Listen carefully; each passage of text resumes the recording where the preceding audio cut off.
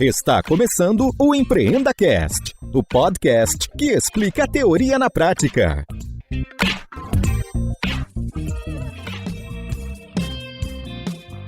Esta temporada tem o apoio do patrocinador Verity, uma empresa focada em transformação digital e pronta para te auxiliar nessa jornada.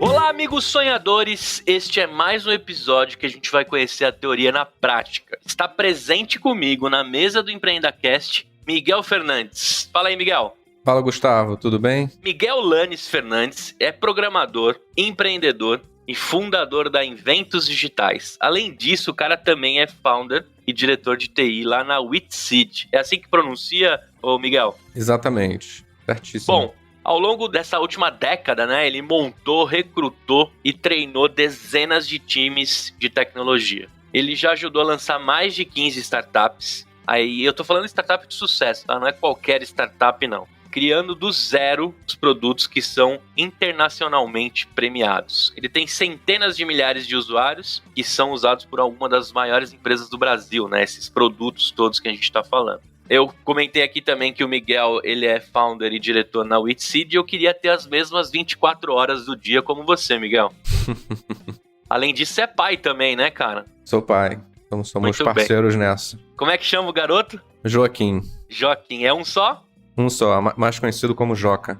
Joca, muito bem. Cara, mas depois de tudo isso que eu falei, assim, eu até conversei com a Sofia, eu queria deixar já um agradecimento aqui pra Sofia, que me ajudou na pauta, e ela falou o seguinte: o Miguel era o típico cara do TI. Você recebe esse carimbo, ou carinha do TI ou não? Atualmente não, mas assim, o início da minha carreira era isso, era o cara da TI que todo mundo chamava quando o computador travava, quando tinha que trocar o toner da impressora, essas coisas aí. Muito bem. Bom, meus amigos sonhadores, a gente vai descobrir mais sobre esse empreendedor no programa de hoje. Tenho certeza que você vai se divertir. Miguel, a gente tomou um strike do Spotify porque a gente colocava as músicas que as pessoas pediam, tá ligado? Uhum. Agora a gente não faz mais isso, a gente coloca numa playlist do EmpreendaCast. E eu queria que você deixasse uma música pra gente colocar na nossa playlist. A gente vai do quê? Então, o problema dessa música é que tem um palavrão no nome, mas a música, ela é super leve. É uma música do Belly Sebastian, chamada Fuck This Shit. Mas a música não tem nada a ver com o nome.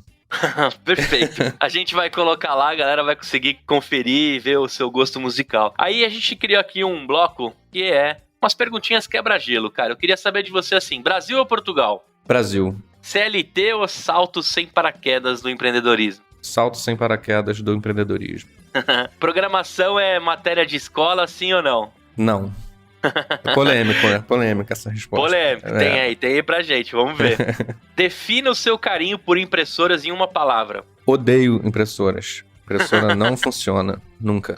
Muito bem, cara. Bom, eu conheci o Miguel quando eu recebi o convite para participar lá da Inventos Cast, podcast da Inventos sobre tecnologia e produtos digitais, uma linguagem super simples, super divertida, sem jargão e sem o tecnês. Né? O Miguel faz isso com excelência e eu tive a grata surpresa de receber o convite, adorei. Um dos episódios que eu tava mais inspirado, uma tarde que o Miguel me ligou aqui, a gente fez pelo Discord. E aquele dia inesquecível, a gente se divertiu demais. E a química, né? O pensamento foi sensacional. Cara, eu queria convidar você, sonhador, que se tá afim de conferir um podcast diferente, se você quer conhecer o Miguel, você vai saber tudo sobre ele aqui nesse episódio, eu te convido a ir lá no Spotify, no episódio 11 do The Code, Empreendedores Sem Startups. Pega só como é que a gente estava inspirado nesse dia para falar sobre esse mundo do intraempreendedorismo. E aí, para começar, Miguel, por que você está em Portugal e por que você se jogou na podosfera, cara? 2 perguntinhas para você. Primeiro, eu tô em Portugal, o motivo mais concreto é porque no Brasil eu tô sem escola pro meu filho. Meu filho tem 2 anos. Ele e os colegas dele, né, estão sofrendo muito, né, com essa situação do Brasil de não ter escolas. Abre tudo, mas não abre escola e fica uma pressão para você voltar a trabalhar normalmente ao mesmo tempo. E para quem tem filho e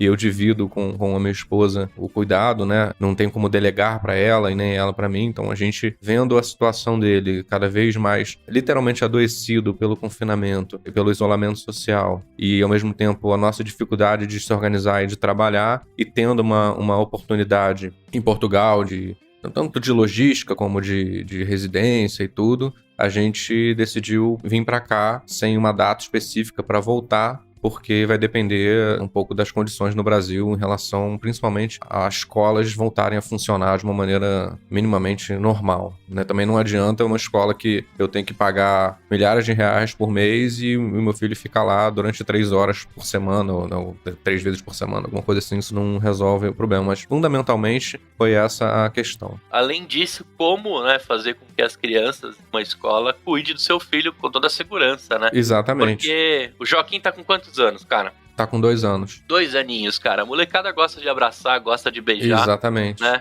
Não tem como, né? Acho que nenhuma escola tá preparada para se organizar nesse sentido, né? Então, é legal saber que você tá aí. Você tá em Belém ou não? Não, eu tô em Porto, no Porto. Muito mais bem. Pra cima. Legal. E aí, respondendo a segunda pergunta, quando o podcast começou a aparecer, ganhar um pouco mais de popularidade, eu comecei a escutar, então tenho ali os podcasts preferidos, o EmpreendaCast tá na minha lista, e sempre achei as conversas muito boas. Eu acho uma mídia que você tem... Hoje a gente tá com mídias que é tudo muito, muito rápido e curto, né? Tem limite de caracteres, a própria atenção das pessoas fica misturada em um monte de coisa aparecendo, propaganda, e post da família, e post de trabalho, e foto e tal. E eu acho que o podcast é um espaço onde eu posso ter mais tempo para falar com mais profundidade sobre alguns assuntos e, além disso, conhecer pessoas como, né, o Gustavo. A gente se conheceu por conta do podcast, e assim como eu conheci o Gustavo, eu conheci outras pessoas, e acaba sendo, como o próprio Gustavo falou na nossa conversa, eu acabo recebendo mentorias, né, gratuitas, e conversas muito boas com pessoas que são referência, que gostam de falar, que amam o que fazem. Então o podcast, ele surgiu da minha vontade de ter esse tipo de conversa estruturada e de alguma forma produzir um conteúdo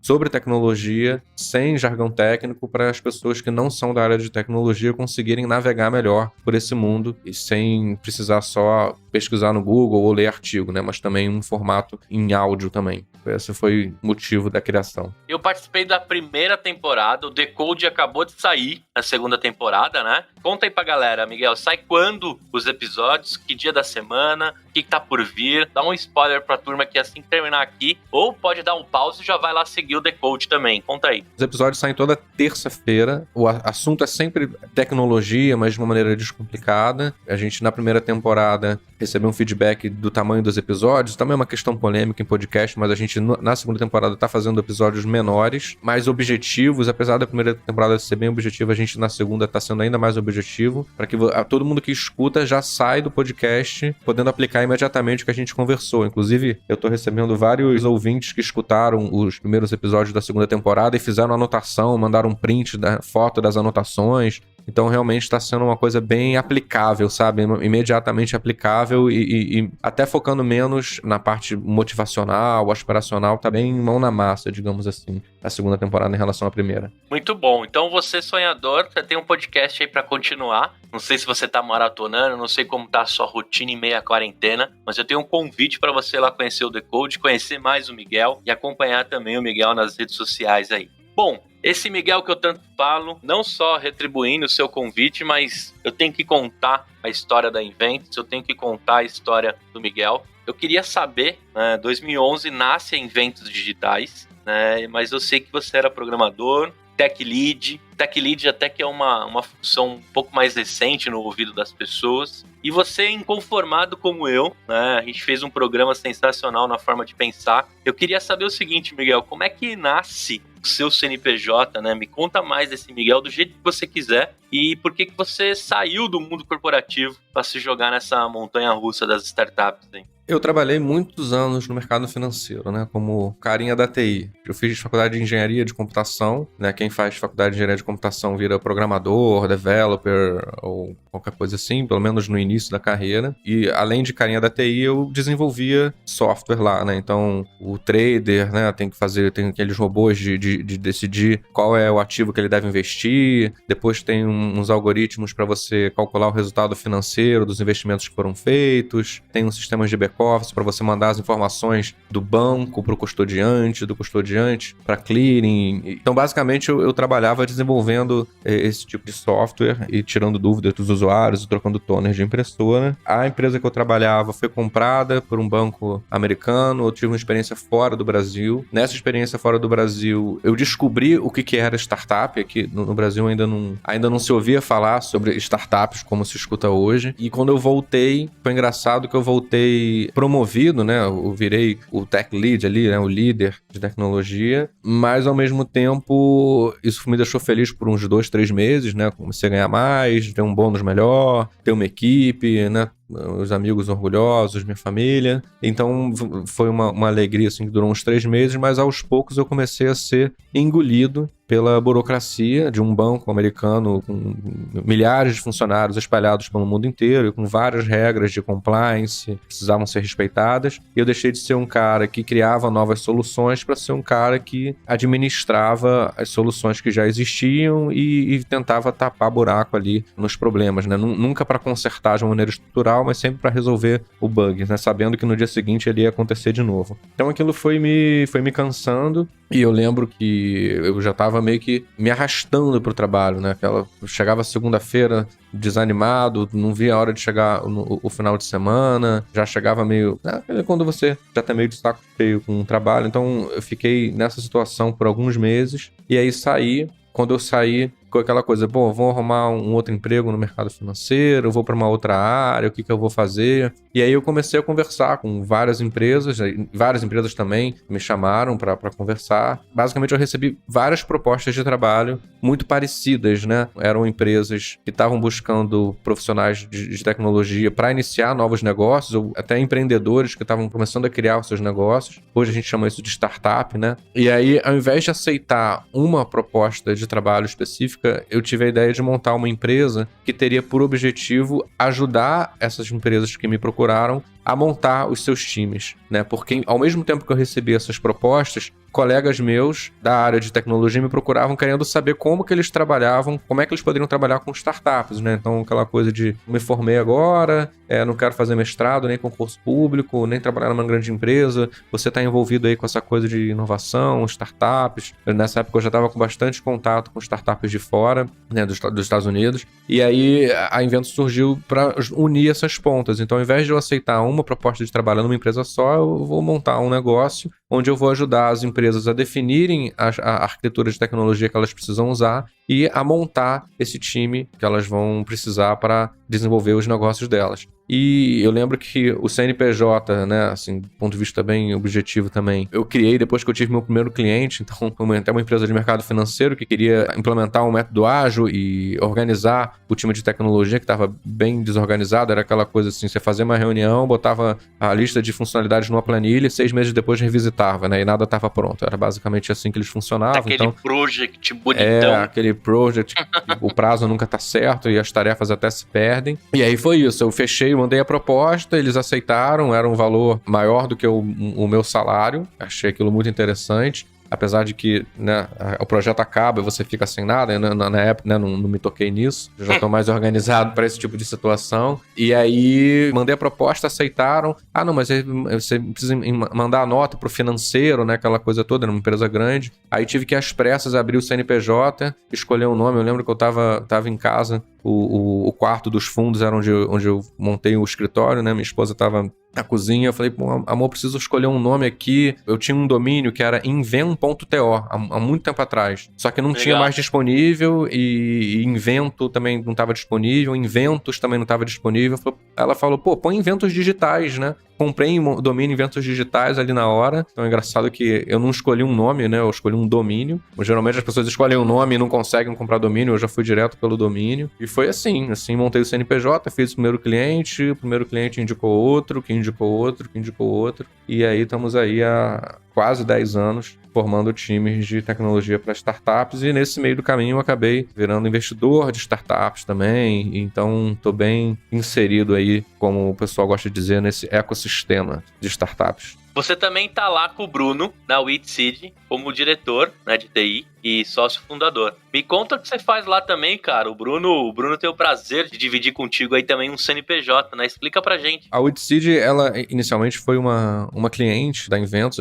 O Bruno teve a primeira empresa dele era uma escola de negócios presencial. Ele vinha cada vez mais estudando sobre tecnologia e eu na Inventus vim me tornando cada vez mais uma empresa de educação, né? No final a gente forma times de tecnologia, então forma no sentido de ensinar os profissionais de tecnologia e não só de tecnologia, a gente acaba pegando design, marketing, gestão de projeto também. E aí um amigo em comum nosso nos apresentou, né, justamente com essa abordagem, Miguel, o Bruno é um cara que vem de educação e tá indo pra tecnologia, você é um cara de tecnologia e tá indo pra educação, acho que vocês vão ter um bom papo. Aí fizemos um papo e aí começamos a ter essa conversa de forma recorrente. Ele queria inicialmente digitalizar a empresa que ele tinha, aos poucos a gente foi vendo que fazia sentido ter um outro negócio, aos poucos eu fui vendo que eu me apaixonei pelo aquele negócio também. É uma empresa de ensino adaptativo, então, bem resumidamente, uma espécie de Netflix corporativa, então, inclusive a Sul América, uma das nossas clientes, a empresa paga uma anuidade e aí os funcionários têm acesso a uma gama de conteúdos com a curadoria da própria empresa, produzidos por nós, sobre os principais desafios que a empresa tem e tudo com a inteligência artificial por trás, né, para montar a trilha de aprendizado mais adequada para cada aluno individualmente, né? Nenhum aluno é igual e à medida que você vai assistindo, você vai também dizendo como é que tá, né? Vai classificando os vídeos que você assiste, é 100% vídeo e isso também vai sendo considerado pelo nosso algoritmo de recomendação para ir ajustando a sua trilha. Tá no Roadmap Podcast, né? Você falou 100% vídeo, me deu uma pontada aqui na barriga pra te falar isso. Desculpa, é uma informação correta. Temos vídeo e podcast, não são só vídeos. Mas o vídeo a gente, tecnicamente, né, entrando aqui num aspecto técnico, como é que a gente sobe o podcast? A gente transforma o podcast num vídeo e sobe, né? Então, na prática, tecnicamente são só vídeos, mas, digamos assim, na prática são vídeos e podcasts. Beleza. Eu fico muito feliz em ler a biografia, né, escutar você falando, que a gente costuma vestir o sapato, né? Assim, eu me senti Miguel vários momentos que você estava falando. Inclusive, eu fui programador também. E eu queria saber de você. Você programava em quê, cara? Bom, a primeira linguagem de programação que eu aprendi, eu acho que você pegou essa época. Você tem uma idade parecida com a minha, mas alguns ouvintes aqui não vão saber o que é o Mirk. Lembra do Mirk? Lembro do Mirk. Então, o Mirk tinha uns scripts, lembra? Tinha um Ninja Script, tinha um Scoop Script, tinham vários scriptzinhos que faziam alguns comandos automáticos, né? Bloquear o usuário, fazer aqueles desenhos na tela, uns joguinhos. Então, a primeira vez que eu programei foi criando scripts de Mirk. Pô, eu tenho um orgulho de falar que eu era a auto-AP do Canal Brasil, né? Que era um canal, um dos maiores lá da Brasnet. Então, a primeira linguagem que eu programei foi a linguagem do Mirk, eu não sei nem qual é o nome. Depois, na faculdade, foi o Pascal. E aí, quando eu trabalhei profissionalmente, né, no mercado financeiro, é basicamente .NET. Então, C, Visual Basic, SQL, esse stack aí da Microsoft, né? Foram as principais linguagens que eu trabalhei. Eu programei em Aspão, lembra do ASP, cara? A ASP é .NET, né? Então, a ASP depois virou ASP-X, antes teve o CGI... Exatamente. Aí depois que veio o MVC, né? Mas eu cheguei a pegar o ASP. A maior parte era ASP. Active Server Pages. A gente tinha uma guerra com os caras do PHP. Eu achava PHP uma bosta, mas eu devia ter ido pro lado do PHP porque eu ia sobreviver, né? O Aspão morreu, virou .NET e eu não me atualizei. Mas também agradeço, cara, porque se eu tivesse continuado como programador, eu era bem mais ou menos, Miguel. Eu era tipo nota 5, assim. Sabe? Bem mais ou menos. Fazia bastante bug, né? Deixava bastante bug, né? Mas eu adoro, cara, ter mexido com programação porque mudou o jeito da minha cabeça pensar. Sim, com certeza. Eu acho que isso é um diferencial.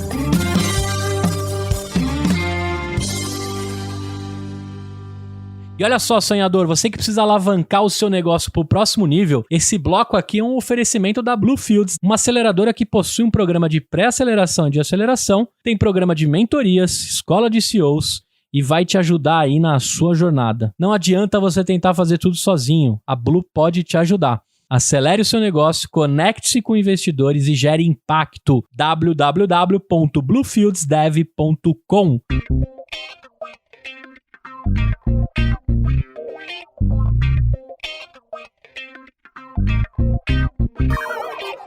Agora, voltando lá para Inventus, você contou um pouquinho do problema que você identificou, mas o mundo virou de ponta cabeça, acho que nessa uma década já que a Inventus vai fazer, né? É muito legal você ter contado, porque é muito antes dessa hype toda, né? A gente tá numa hype de metodologia ágil, de squad. Acho que a gente tem que atualizar aquele Bingo Business, né, da nossa época, que tinha uma cartela. O gerador de Lero-Lero. O gerador de Lero-Lero a gente já tem que atualizar para a versão 2.0. E novo normal, acho que tem que ser a caixinha do centro para esse novo Bingo Business. Depois a gente podia fazer esse em parceria, que vai bombar no LinkedIn, tenho certeza. Voltando lá para esse mundo, né, da Inventus, e que você começou a perceber a necessidade, eu queria que você relatasse um pouco mais do problema que você identificou, né? Mas eu queria que você falasse um pouco de 2011, tentasse pegar ali um pouquinho de 2015, 2014 e parar agora 2020, de qual o tamanho desse problema, dessa fatia que a Inventus resolve. Queria que você contasse um pouquinho mais pra gente entender como é que você sobrevive com essa empresa. Eu acho que é um problema que vem piorando. Em 2011, do ponto de vista mais macro, né? O problema é a falta de profissionais de tecnologia, né? Existem mais empresas querendo contratar profissionais de tecnologia do que profissionais de tecnologia sendo formados nas universidades, bootcamps e cursos de tecnologia. Esse é um problema mais macro. Todas as empresas, e isso não sou eu que estou falando, né? Várias pessoas falam isso. Tem algum livro que o cara fala isso de uma maneira mais bonita, mas resumidamente todas as empresas se tornaram, em algum nível, empresas de tecnologia. Ou empresas que a tecnologia tem um papel cada vez mais estratégico, né? Eu lembro que no início da minha carreira, eu entrei na área de suporte técnico, né? A área de tecnologia, ela era um suporte, era quase que um adendo, um apêndice da empresa, né? O departamento de tecnologia ficava ali no sótão, aquela área escura da empresa que ninguém ia. E no início, em 2011, ainda era um pouco assim, sabe? Ainda era aquela coisa de, vou mandar um papel de pão para a área de TI, daqui a 6 meses eles me entregam alguma coisa. Isso vem mudando, numa velocidade cada vez maior. Já existia essa dificuldade em 2011, né? As empresas, elas não sabiam como motivar o profissional de tecnologia, né? Como contratar, como motivar, né? Então, acho que essa foi o primeiro motivo da gente ter surgido lá, era isso, né? Uma empresa que não era uma startup ainda, não existia esse hype das startups. Ela precisava ser uma marca empregadora, ela precisava atrair bons talentos, mas ela não sabia nem como se comunicar, como chamar, como explicar a vaga. Às vezes ela não sabia nem quais tecnologias ela precisava buscar. Então, além de fazer o recrutamento, a formação do time, a Inventus atua definindo qual é a arquitetura de tecnologia que a empresa deve usar. Então, essa é uma dor muito grande de você, que é antes de você recrutar o time, né? Passando agora para hoje, né? Você tem uma quantidade maior de profissionais de tecnologia, mas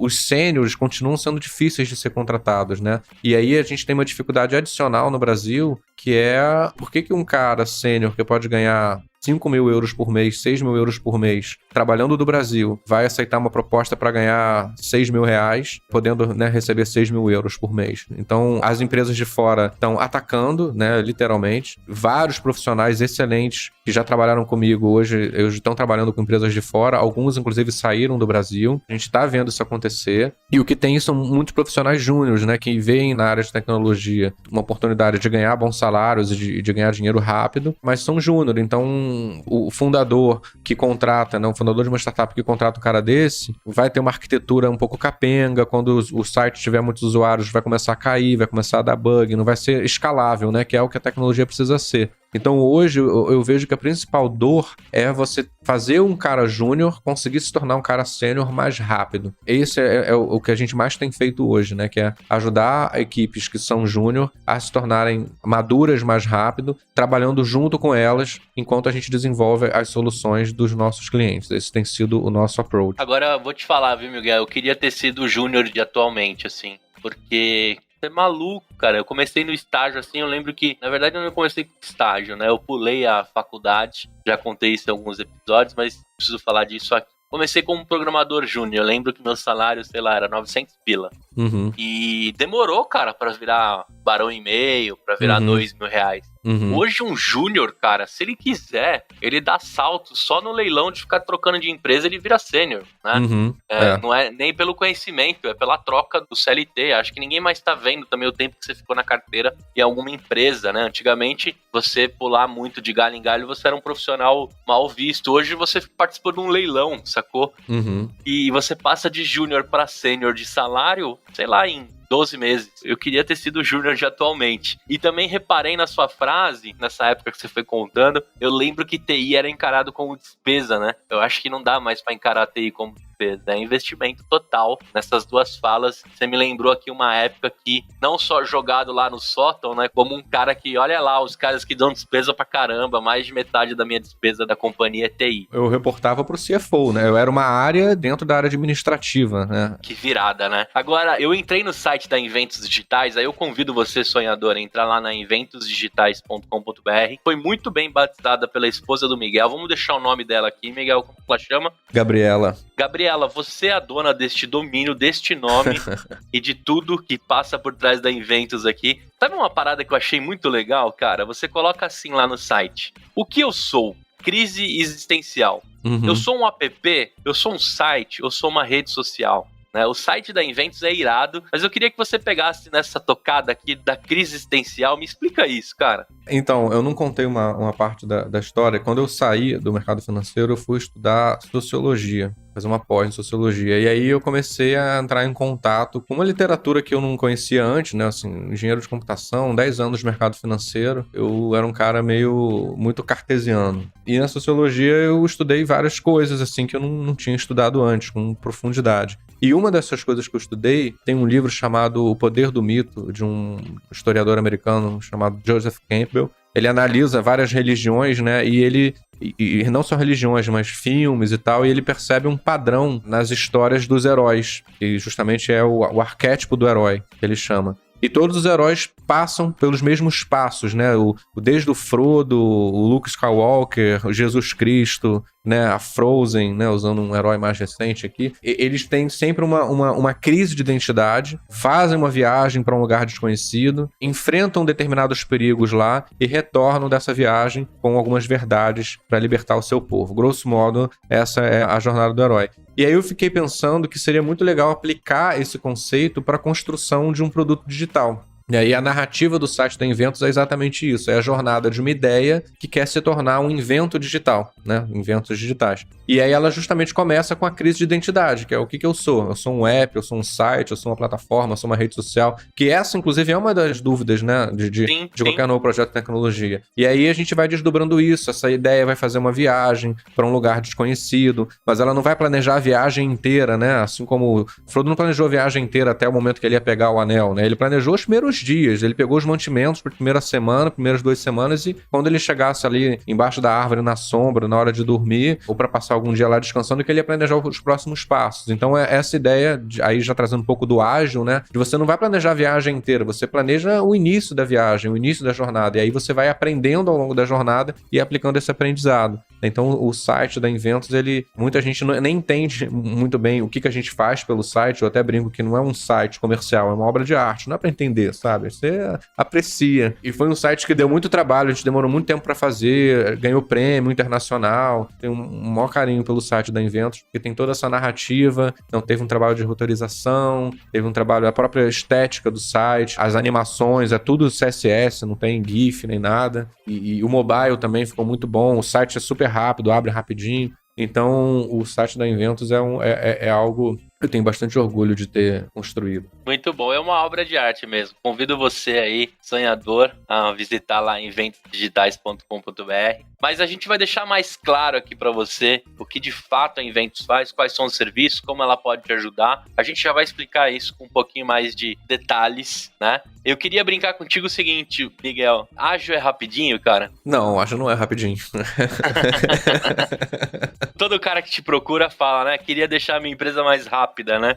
Agora eles estão falando assim, eu queria montar um squad. Queria montar um squadzinho pra fazer um MVPzinho, Exatamente. Né? Depois a gente faz o MVP do MVP. Cada vez que alguém fala essas frases, morre um bebê foca no Polo Norte, porque a gente destrói. Eu tava até brincando que eu não vou mais chamar a escola do meu filho de escola, eu vou chamar de um time multidisciplinar ágil que cuida do meu filho. Né? É isso aí.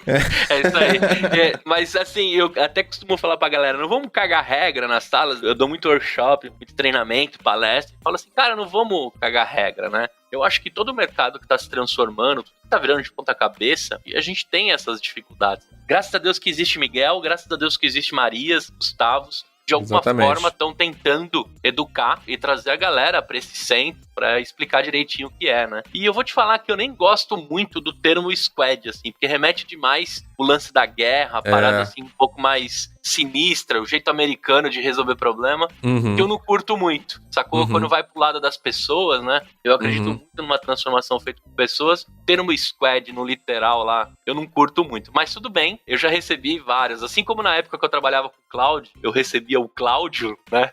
De algumas pessoas. Eu já recebi e-mails assim, a gente precisa criar um squad, a gente precisa criar todo tipo de nome já chegou. Isso é muito legal, porque de fato a gente tá colonizando um novo mundo tecnológico, um novo mundo de construir as coisas, né? Inclusive, eu convido vocês a, né, agora eu entendi por que o Miguel escreve tão bem lá no LinkedIn. Convido vocês a correrem lá no LinkedIn, adicionar o Miguel. Deixa eu ver como é que o Miguel tá aqui no LinkedIn. Miguel Lanes Fernandes. O Lanes é com 2 N's, né? É, exatamente. Engraçado essa coisa do nome, e você foi uma das poucas pessoas que fez certo. Geralmente me chamam de Miguel Lanes, não sei porquê. E meu pai tem maior ciúme, cara. Pô, não é Miguel Lanes, tem que botar o sobrenome também. É isso aí, eu dou o maior valor pra sobrenome, cara. Porque, de fato, eu sou reconhecido pelo meu sobrenome. O que eu não concordo é o pai passar o sobrenome. A gente podia pegar o sobrenome que a gente acha mais legal, tá ligado? Porque a família, né, faz parte da construção pai e mãe. Mas eu acho muito legal a gente falar o sobrenome e identificar que fazemos parte de uma família, uma construção, né? Miguel, eu já convidei a galera, então o Lanes, L-A-N-N-E. Então, Miguel Lanes Fernandes. S, é L-A-N-N-E-S. Isso, S. Corram lá para adicionar ele. E ele tem textos muito legais. Agora eu já entendi da onde você tira tanta inspiração pros textos. Teve uma parte aí, né, dessa sua segunda graduação, né, que ajudou bastante aí do jeito de pensar e escrever, né? Com certeza foi isso que fez eu começar a escrever. Antes eu não era um cara que escrevia e nem lia muito. E depois, assim, eu comecei a escrever, assim, com mais intensidade. E tento trazer isso pro meu LinkedIn mesmo. O LinkedIn é um espaço onde eu tento escrever de uma maneira mais profissional sobre a minha visão de mundo, sobre o que eu penso do mercado, sobre tecnologia, educação, ágil. Eu sou bem ativo no LinkedIn mesmo. Inclusive o texto que a gente fez para lançar o nosso episódio bombou pra caramba. Bombou, exatamente. Agora, Miguel, o cara que ficou pensando assim, né? Bom, beleza, já entendi que o Miguel bota a empresa no prumo com relação à necessidade da construção do time para esse momento atual que a gente vive. Mas, se eu sou um cara da Sul-América, qual o perfil do cargo que te procura? É o Gustavo, DTO, ou é o RH? Quem te procura? E o que de fato você tem no cardápio para oferecer para uma empresa centenária tipo a Sul-América? Além da consultoria, né, que a gente estava conversando, a gente tem também um braço de educação com cursos. Então, um curso sobre... Eu recentemente fiz um curso sobre tecnologia, para quem não é de tecnologia, então explicando o básico, né? Assim, o que é a internet, como é que ela funciona, o que é cloud, né? Não é a nuvem, né? Cloud é um conceito, o que significa, o que é back-end, front-end, qual é a diferença entre Java e C, né? O que é uma linguagem web, o que é mobile, banco de dados. Então eu dou uma visão mais geral. For dummies, assim, né? For dummies, para o cara conseguir se comunicar melhor com a equipe de tecnologia e ser mais produtivo. Tem um curso só sobre automações, usando essas plataformas web, né? Então, Pluga, Zapier, Trello, Pipefy. Então, como é que você pode automatizar tarefas manuais que você faz no computador usando esse tipo de ferramenta. Um curso sobre método ágil também. Como é que você aplica o método ágil na sua organização das suas rotinas domésticas, na organização do seu trabalho individual, na organização do trabalho do seu time, como é que você começa a usar o método ágil sem ter que esperar alguém dizer para você usar, em toda essa parte de método ágil também, e isso na parte educacional. Agora, como consultoria, geralmente quem procura a Inventus é um empreendedor ou uma empreendedora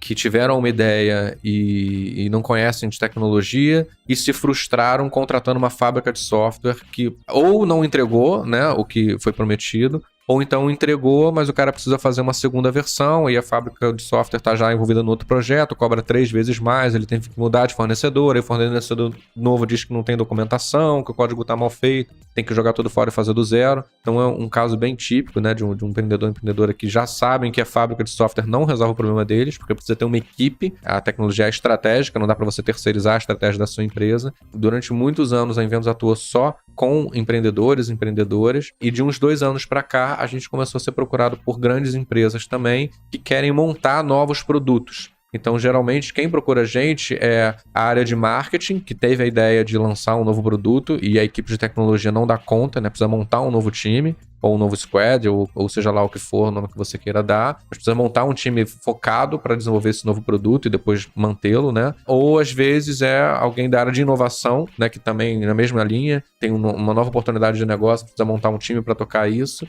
E, às vezes, é o próprio CTO da companhia. Foi demandado para criar um novo produto, não tem equipe para tocar e precisa montar essa equipe. Então, são esses 3 canais principais de comunicação. Às vezes, é uma coisa que vem do CEO, mas ele passa para alguma dessas áreas para fazer a interface com a gente. Legal, muito legal. Agora, acho que você entendeu aí, sonhador, independente do seu momento, independente da cadeira que você tá, como é que a Inventus pode te ajudar. E você falou sobre os cursos, a Sofia me soprou aqui que tem tá com inscrições abertas agora, a oficina de automações. Isso. Quando é que vai rolar, Miguel? Vai ser no dia 21 de setembro. É um curso sobre... Eu estava comentando, né, sobre automações, como é que eu quando trabalhava no mercado financeiro, por exemplo, eu tinha a rotina de fechamento diário, né? Basicamente eu entrava um monte de site, dava um monte de Ctrl+C, Ctrl+V em planilha, né? E ficava lá 2 horas fazendo isso. Então eu fiz um robozinho que fazia isso para mim. Isso é uma automação. Então é um curso só sobre pequenas automações que você pode fazer no seu dia a dia para você não ter que fazer essas tarefas repetitivas no computador. Usar ferramentas que você não precisa de código nenhum,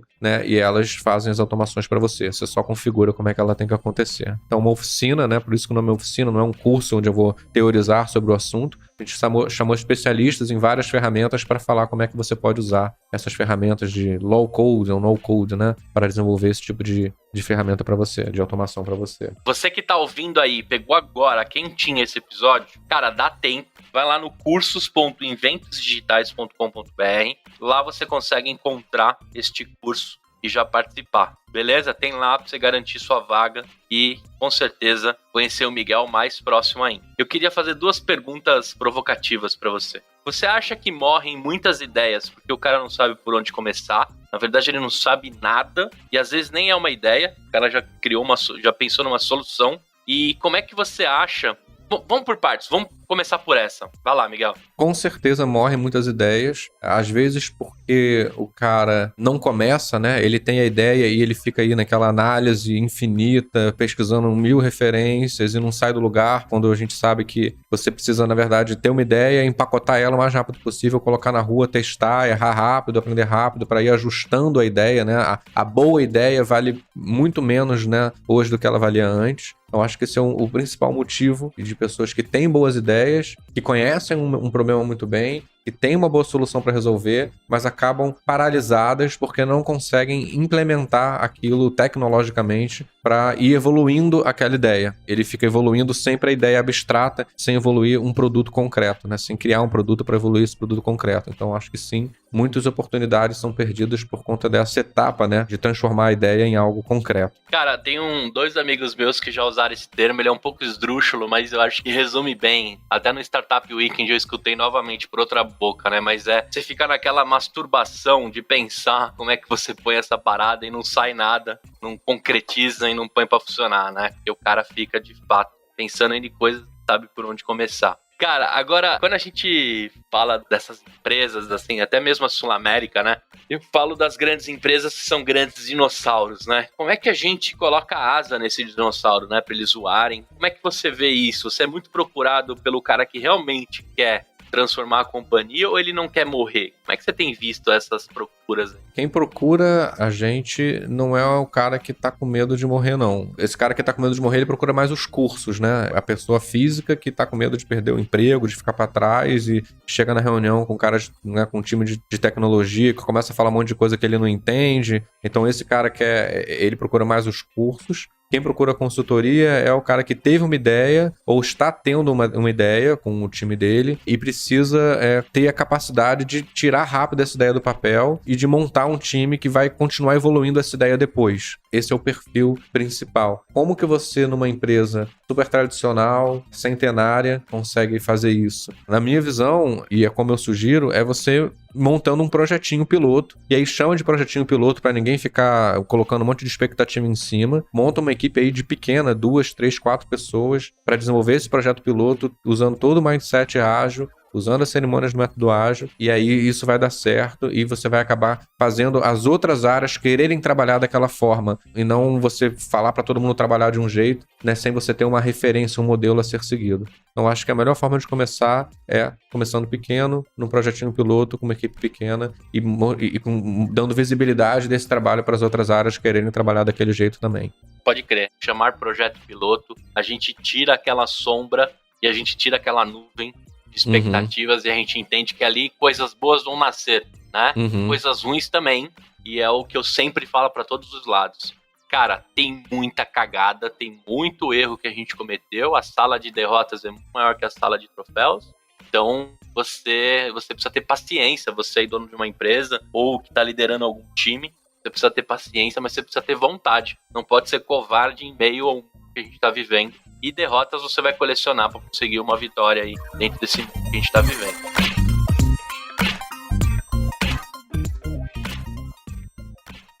Esse quadro é um oferecimento da nossa patrocinadora e pioneira com o EmpreendaCast, Verity, uma empresa que vai te ajudar na intensificação digital. A Verity é digital de ponta a ponta e todas as soluções são pensadas e orientadas pelo seu negócio. Entra lá no site, encontra os conteúdos, o site está de cara nova e você também consegue entrar no Telegram, receber materiais incríveis em primeira mão lá da Verity. www.verity.com.br. Siga também nas redes sociais @Verity Digital. Lembrando que Verity é com TY no final.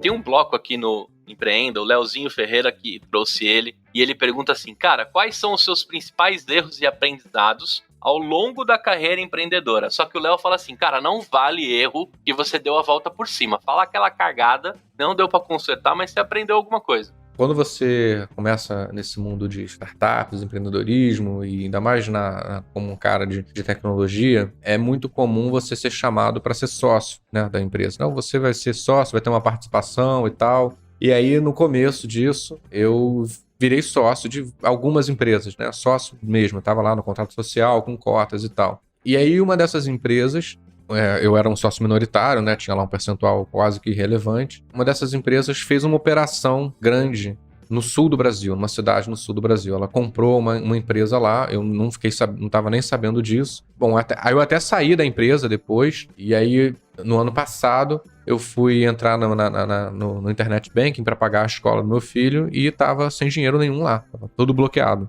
E aí, pô, que história é essa, né? De onde vem esse bloqueio e tal? E aí fui pesquisar e eu descobri que era um processo da empresa que foi comprada por essa empresa que eu era sócio, trabalhista, né? Então era um passivo que se eu trabalhar a vida inteira eu não consigo pagar. E como eu estava lá naquele contrato social, ainda que com um percentual insignificante, e ainda não era nem a empresa, né? Porque a empresa tinha um fundo que foi... O responsável deveria ser o cotista do fundo e não quem estava lá no contrato social da empresa, mas o juiz não quis saber de nada disso, simplesmente mandou bloquear os bens de todo mundo que apareceram alguma vez naquele contrato social. Então aconteceu essa situação comigo. Tive que ir para Erechim, que é uma cidade lá no sul do Brasil, para participar de uma audiência. Ganhei, né? Depois tudo foi resolvido, mas eu passei aí uns 3 meses de muito estresse por conta dessa situação. Então, um aprendizado é... Cara, você ficou sem dinheiro, velho. Fiquei sem dinheiro. Não podia movimentar o seu dinheiro. Fiquei sem dinheiro para comprar comida. Caraca, foi muito sinistro. Né? Agora você me deixou com medo, porque eu já fui o programador que tipo, você é programador, vem cá que eu tenho uma ideia. Tá aqui um percentual da empresa e eu tenho meu nome em outro CNPJ aí, cara. Agora eu tô no cagaço aqui. Eu tenho muita cautela agora com relação a isso, por conta dessa situação. Foi um erro que... E é isso, né? Pode ter algum outro juiz resolver tomar uma decisão parecida e eu tô lascado de novo. Então eu tô, enfim, menos apreensivo, porque eu já tenho uma decisão positiva, né? Mas até explicar a situação e eu perdi 3 dias da minha vida só me deslocando até Erechim. Tive que passar dias lá e escrever uma defesa, relembrar um negócio que aconteceu há quase 10 anos atrás. Por conta de uma coisa que eu não tinha responsabilidade nenhuma, né? Porque você é minoritário, você não... Nem me atentei aos detalhes. Era uma coisa assim, não, você vai ser sócio aqui só pra receber, sabe? Aquela coisa ali. E aí, no final das contas, sei lá, o 0,00001% que eu tinha, não ganhei nada, no final das contas, não recebi nada e ainda tomei essa bomba. Então foi uma situação muito triste que aconteceu, né? Fica um aprendizado aí. Cuidado pra onde você passa o seu CPF pra construção dos CNPJs, né? Cuidado, que a junta comercial guarda tudo. Bom, agora entrando no bloco de curiosidades, cara, eu recebi aqui do seu time. É muito mais legal do que eu ficar fuçando, né? E aí eu recebi o seguinte, dizem aí as más línguas que as impressoras são as suas arqui-inimigas. Conta aí o que aconteceu pra você odiar tanto impressora, cara. Essa é uma história que as pessoas gostam de ouvir. Na verdade, desde que ela aconteceu, isso sempre acontece. Sempre que eu falo com alguém dessa época, lembram essa história da impressora. Eu tava lá trabalhando, criando um algoritmo, né, que calculava com 8 casas decimais de precisão a cota do fundo. Eu já estava um tempo na empresa, e aí chegou o estagiário da área de economia, foi no mercado financeiro nessa época que eu estava trabalhando. Então ele me cutucou e falou para mim a frase, o toner da impressora travou. Eu lembro que ele falou exatamente essa frase. E aí aquela coisa, bom, o cara é estagiário, mas é da economia, eu já tô aqui há um tempo, acho que eu vou responder de uma forma diferente. Aí eu virei para ele, sério, e falei, eu não entendi a frase. O que quer dizer toner travado? Assim, o que eu tenho a ver com isso, na verdade? Assim, eu tô aqui calculando a rentabilidade do fundo com outro caso decimais de precisão no meio de uma conta complexa, você me cutuca no ombro, não basta falar comigo, eu tô com um fone pra falar que o toner travou, eu nem sei o que significa isso. Não, aqui o papel tá atolado. Eu falei, então vai desatolar. Por que você tá me interrompendo pra eu resolver esse problema? Eu não fiz desatolamento de impressora, troca de toner na faculdade, não teve essa matéria, você tem? Eu também não tive. Então você vai lá, fuça a impressora e resolve o problema. Aí ficou aquele silêncio, todo mundo me olhando a situação. E aí depois todo mundo começou a rir loucamente, e desse dia em diante, todo dia alguém me interrompia pra pedir pra eu trocar a porcaria do toner. Então, até hoje, quando alguém lá da colega de trabalho fala comigo, fala, pô, tô com um problema aqui no toner, será que você pode me ajudar? Então o pessoal achou engraçado que eu fiquei irritado, e até hoje essa história... Dá um bom título de livro, né, cara? Porque eu odeio tanto toner de impressoras, né? Muito bom. Agora, Miguel, o seguinte, cara, seus times brincam que você é viajante do tempo. De fato, tá além do tempo e do globo que a gente tá agora. Isso porque você tem consultoria, você toca times tech, você é diretor lá na WIT, tem o Joaquim, tem uma família, apresenta podcast, dá mentoria, escreve newsletter, fala no LinkedIn, cuida de 2 startups, né, que a gente já sabe. Como é que você faz pro seu dia de 24 horas render 48, cara? Eu não acho que o meu dia rende 48. Assim, eu queria ser mais produtivo do que eu sou. Eu também não sou um cara, assim, muito dos hacks de produtividade.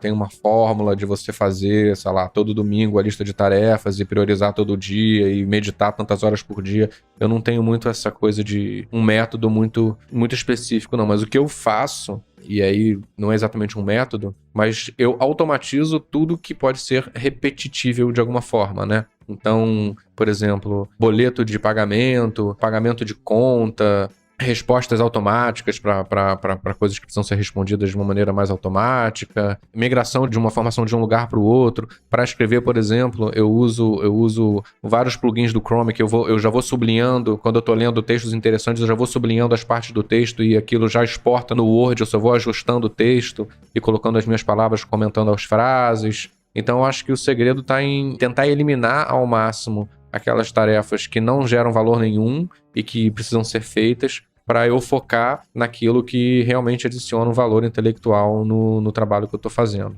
Eu acho que essa é o principal. E, além disso, trabalhar com pessoas ótimas, né? Então, todo mundo que trabalha comigo, você como empreendedor, graças a Deus, uma das vantagens, você poder escolher com quem você trabalha, né? Coisa que eu não podia escolher quando eu trabalhava para os outros, né? E as pessoas me escolhem também. Então, eu, graças a Deus, trabalho com pessoas que são sensacionais, aprendo muito com elas, e fazem um trabalho muito bem feito, né? Então acho que essas duas coisas de tentar não ficar fazendo tarefa repetitiva e chata que pode ser automatizada, existem várias ferramentas para fazer isso, e trabalhar com pessoas que sejam sensacionais. Acho que essas são as duas dicas que eu tenho para dar sobre esse assunto. Mas eu não acho que eu seja esse cara assim que faz um monte de coisa ao mesmo tempo, não.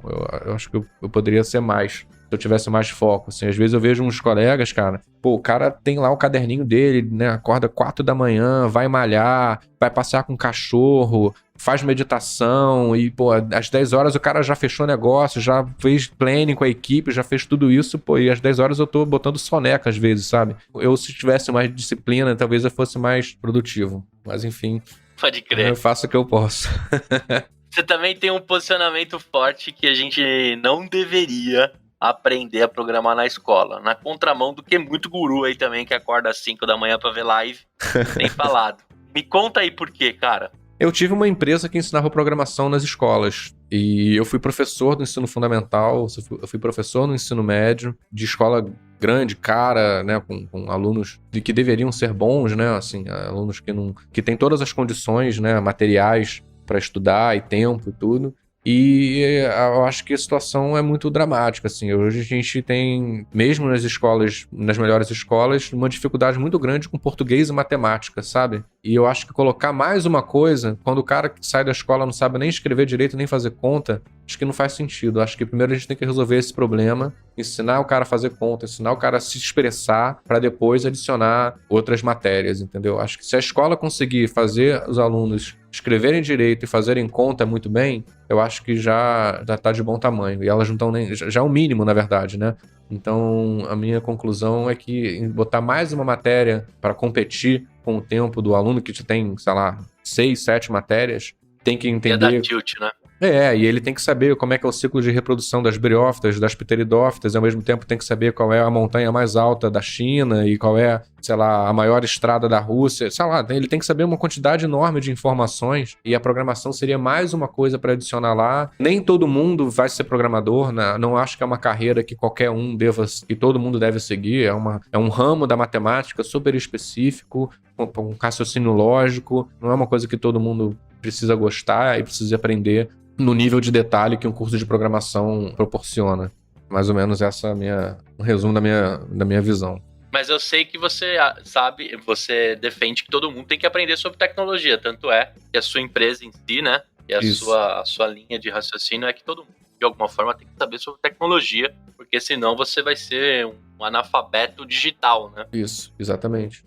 Mas eu não acho que isso precisa ser feito na escola. Por exemplo, tem vários cursos de direito que tem lá uma cadeira sobre programação, tem curso de economia que está colocando cadeira de programação também. Então eu acho que é muito... A tecnologia, ela é aplicada a alguma coisa, né? Então eu acho legal você nos cursos, aplicar a tecnologia dentro da realidade dos cursos, né?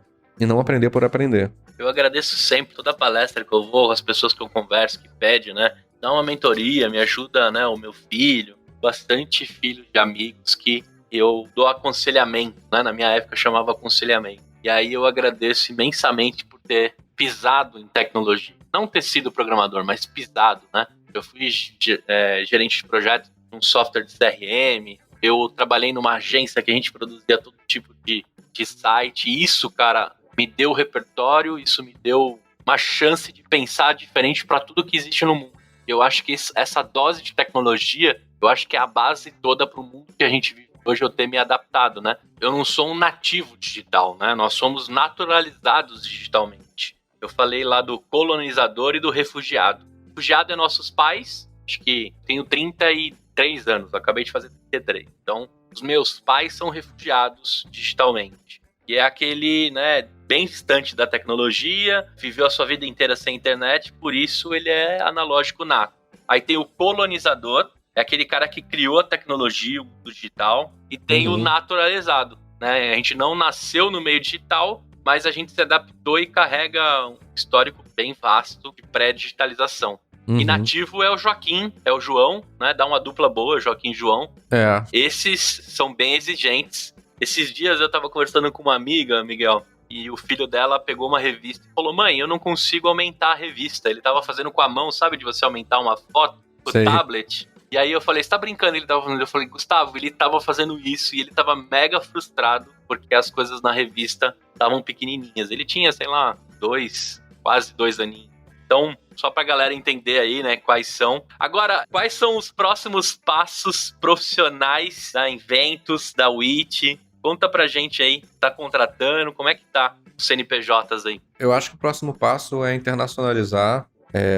Eu tô passando aqui, né, como a gente comentou no começo do episódio, eu tô na Europa agora, já tive vários clientes nos Estados Unidos e eu acho que tem uma oportunidade muito grande fora do Brasil também, e eu tô em busca disso nesse momento, né, de levar o talento que a gente tem no Brasil, os profissionais que a gente tem no Brasil e a produção que a gente consegue fazer no Brasil para outros países também. Acho que o câmbio que a gente tem hoje é o que cria essa oportunidade e é para ela que eu tô olhando agora. Muito legal. E eu fiquei animado aqui de conhecer Portugal. Tomara que você esteja ainda aí. Eu falo muito mal inglês, assim, é medíocre meu inglês, então Portugal, pelo menos, eu me sentiria um pouco melhor para correr. Lógico, tô correndo atrás do meu inglês aqui. Eu acho que inglês é obrigatório, é sobrevivência, né? Mas o Portugal fica convidativo também, não só pelo câmbio, mas também pela língua, né? Para você se adaptar e também conhecer um pouco. Queria mandar um abração pro Plínio. O Plínio, ele faz mentoria comigo de podcast. Ele apresenta o Pode Empreender, mercado aí de Portugal. Acho que você tem que conhecer ele, Miguel. Com certeza. Vai dar um papo muito bom. Então, um abração aí, Plínio. Por essa você não esperava, hein, cara? Agora é o seguinte, Miguel. Atitudes empreendedoras. Cara, eu quero uma indicação sua de podcast, de livro, de série, de um filme. Gosto de um podcast chamado The Pitch, americano. The Pitch. Ah, muito legal, cara. É muito bom. É, eu muito gosto legal. muito. The Pitch. Pesquisem aí. É até bom pra treinar o inglês também, porque não é tão... E você sabe, Gustavo, eu nunca fiz curso de inglês, cara. E eu aprendi inglês quando eu tive que trabalhar nos Estados Unidos. Eu cheguei lá, índio, né? Errando tudo e tal, foi na marra. É mesmo, cara, que legal. Na raça. Por isso que eu acho que a melhor forma de aprender inglês é meio que tendo que praticar, né? Então fui lá, tive que aprender, aprendi, então comecei a tentar ver filmes sem legenda, ouvir podcast em inglês. Eu acho que essa é uma forma boa de aprender. Fica a dica. Me dá uma indicação de livro. Big Tech, do Morozov. Uma visão um pouco mais crítica sobre o papel da tecnologia no mundo hoje, né? A gente vê muito pessoal elogiando, falando que é 1000 maravilhas, que a humanidade está cada vez melhor por conta da tecnologia, e é um cara que fala de uma maneira diferente sobre isso. Eu li na Sociologia. Meu projeto na Sociologia foi sobre esse cara. Um filme ou uma série, cara? Years and Years. É uma série que fala sobre tecnologia, uma visão um pouco mais crítica. Fala sobre política também. Years and Years. Eu vou aproveitar hoje, desligando contigo aqui, eu vou botar no Netflix também. Me recomendaram mais de um amigo, documentário do Walter Mercado. Lembra desse cara? É um empreendedor, né? Ou é o cara do... É empreendedor. É o Liguejá, né? Liguejá, Ele é o isso. Liguejá, que a gente conhece. Só que na década de 80, esse cara conseguiu fazer algo que não se imaginava. Ele era muito à frente da sua década. E esse documentário que estão me recomendando é justamente para você olhar pela ótica de um cara visionário, numa década completamente maluca, e o que ele conseguiu construir de fortuna e perder também a fortuna, mas eu vou conferir. Não tenho detalhes ainda, mas convido você aí que tá no Netflix aí perdido, que às vezes a gente se vê perdido em tantas coisas que tem no Netflix. Não só as dicas do Miguel, mas também o documentário do Walter Mercado, Liguejá, é um convite para você. Miguel, imensamente grato, que papo gostoso, um feriado aqui, a gente tá gravando no dia 7 de setembro, feriado no Brasil, em Portugal não, né, mas deveria ser, porque... Deveria mesmo. É o dia que a gente comemora, né, como brasileiro, mas Portugal tem total influência, total não, né, literalmente. A culpa é deles. A culpa é deles. Eu queria agradecer, cara, muito gostoso conversar com você, muito legal ter te encontrado por esse mundo da podosfera. Eu falo pra todo mundo que o podcast me trouxe amigos, me trouxe conhecimento, me trouxe repertório, coisas que eu acho que se eu tivesse quietinho aqui com a bunda na cadeira, só seguindo o meu trampo, só seguindo o que eu acredito, eu não ia ter vivido nada disso. Obrigado mesmo de coração, viu, cara? Eu que agradeço, Gustavo. Achei o papo muito bom, à altura do nosso último podcast que a gente gravou. Muito bom conversar com você e compartilho aí da tua visão sobre a podosfera. É isso aí. Queria agradecer demais a Sofia Faria, que me ajudou nessa pauta. A Sofia trampa lá com o Miguel e manda muito bem. Inclusive, a pauta do The Code também é muito legal, eu recebi antes. Eu não mando a pauta de propósito empreenda para poder arrancar coisas que a gente não arranca no texto, mas o The Code, toda organizadinha, a Sofia me mandou antes, muito legal. Ela escreve muito bem. Obrigado, viu, Sofia? Fica aqui o meu agradecimento para você. Também agradecer a Gabriela e o Joaquim, que tem o privilégio de conviver contigo. Eu sempre falo que somos privilegiados por ter uma família, por ter pessoas que nos apoiam e correm com a gente para qualquer canto que a gente for, né, Miguel? A gente Exatamente. sabe o quanto é importante uma parceira, um parceiro que empreende junto com você, né? Direto ou indiretamente, essas duas pessoas que eu citei aqui fazem parte, Miguel, CNPJ. A gente não brincou com isso, mas no seu LinkedIn você colocou lá que você é um inventor, né? Digital Inventor, é porque o nome da empresa é Inventos Digitais. Isso, Digital Inventor, isso também é muito legal. Obrigadão, Miguel, de verdade, Obrigado, cara. Gustavo. Valeu. Valeu, a gente se vê na próxima segunda e tchau! Ei, olha só, presta atenção. Você ficou até o fim do episódio e nem percebeu, né? O tempo voou. Eu quero te fazer um convite. Se você estiver me ouvindo ainda, você pode apoiar o nosso projeto.